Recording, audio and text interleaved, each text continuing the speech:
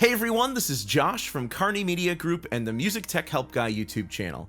Today we're checking out the TONOR T20 Studio Boom Arm. So for the last few months I've been using this Earthworks SR314. It's a handheld condenser mic for all of my voiceovers for all of my YouTube videos. And it's a really killer mic, but the problem with it is it's really heavy.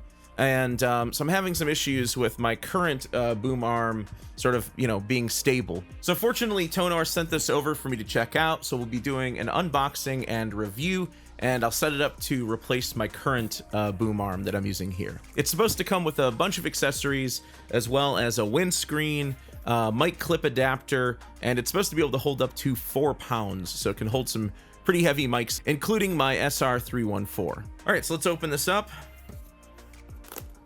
These are only about $40, so they're definitely sort of on the budget end. Got our instruction manual. I don't think I need that. We've got our pop filter. Actually, quite a nice pop filter for, especially, something that's only $40 for the whole kit. So pretty nice pop filter there. This is what I prefer using for my YouTube voiceovers, because this thing just gets in the way. I've got it off right now just for demonstration, but usually when I'm doing my tutorial videos, I'll usually have a windscreen like this on instead. Although that's not quite gonna fit, I'm gonna have to find a different one for this mic. This is probably meant more for a large diaphragm condenser. And let's see what else we got in here.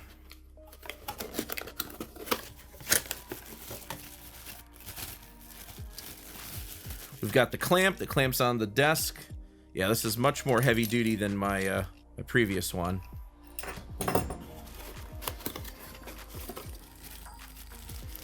Just a standard mic clip, kind of just a cheap plastic one. I'll probably end up using my, I'll probably stick with just my, I guess, alligator clip style mic clip here.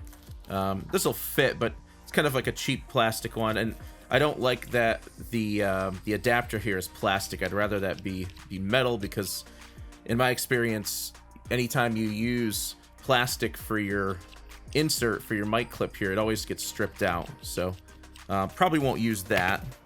Got some cable ties. I'm actually going to use zip ties to secure my my mic cable, but that's a nice Nice touch. Yes. But that's a nice touch.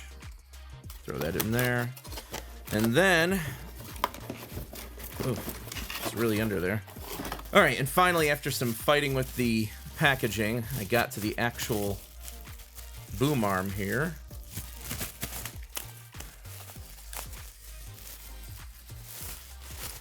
And let's see here. Oop, I gotta take this off. Probably saying caution because it's spring loaded. It's gonna fly out and hit you in the face if you're not careful. There we go. So in comparison to my previous boom arm, it's a bit more hefty. We'll see how it does as far as like rotation and being able to quickly move it around and whatnot, because it's pretty important for me to be able to just kind of zip this thing around quickly and make quick adjustments. But overall, it looks pretty heavy duty. And one thing I did find in the box was a metal bushing for the mic clip, so that's good. I don't have to stick with this crappy plastic one here. So here's everything that comes in the kit. You've got your boom arm itself, you have the clamp to hold it onto the table, you have your Velcro cable ties, you have a plastic bushing, a metal bushing, your mic clip, a windscreen for a full-size condenser, and then your pop filter that you can connect directly to the boom arm. So if you're trying to use like a full-size condenser like this thing slips on there nicely, it doesn't fall off or anything. Or if you're using like an RE20 for podcasting or voiceovers or whatever, this should fit on that as well. And TONOR is marketing this as sort of the perfect budget boom arm for the Blue Yeti microphone. So if you're using a Blue Yeti, I'm assuming this will fit on that as well. So for my setup, I'm just going to use the boom arm, the clamp. I'm going to use my own mic clip here. I won't be using the pop filter because I'm going to find a smaller windscreen to go over this. And most of the time, I'll just kind of push this out of the way off to the side, so you won't really hear any plosives in my recordings anyway. I won't be using these because I'm just going to use zip ties instead, but they're there if you don't want to use zip ties. All right, so first I'll just take off my old boom arm. This one had a fairly small clamp, and you can see how much bigger the new one is. It's got a lot more surface area, so the boom arm shouldn't move around as much. I'll pop the boom arm in. I'm getting full range of motion, and you can rotate it 360 degrees, which is really nice. The T20 also has a 3/8 inch adapter by default, and then you can put on that 3/8 to 5/8 bushing, whereas my old one just had a 5/8 option. Again, it's got a full range of motion here. It's really smooth as well. It's not clunky or jerky or anything like that. So this is great when I need to make a quick adjustment while I'm recording a YouTube video. You'll see that the T20 is considerably shorter than my old boom arm, which is, it's okay. I'd like it to maybe be a couple inches longer, but my old one was ridiculously big. It was too big for my desk. And then if you're using the pop filter, you can screw this on and it holds it just fine. And then lastly, I'm just going to tie down my mic cable. I need a more permanent solution here, so I don't have any problem using zip ties. You just have to be careful not to tension the cable so that when you move the boom arm around that you pull and tug on the cable.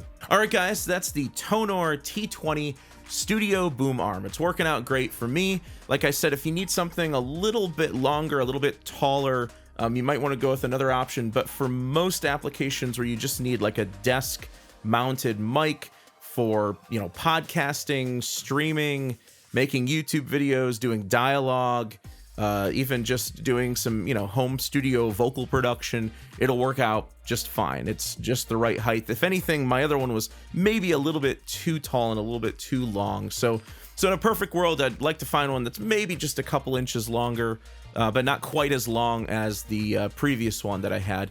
And full disclosure, that one was actually a TONOR boom arm as well. That one actually came from a really cheap mic kit that they wanted me to review. I didn't really like the mic, so I didn't do a review on it, but I kept the boom arm and it was great. But this one's a bit more sturdy than that last one.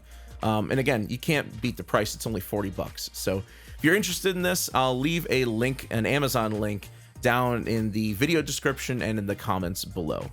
I hope you guys enjoyed this video. If you did, please leave it a thumbs up and subscribe to the channel to see more content like this. Thanks for the support, and thanks for watching.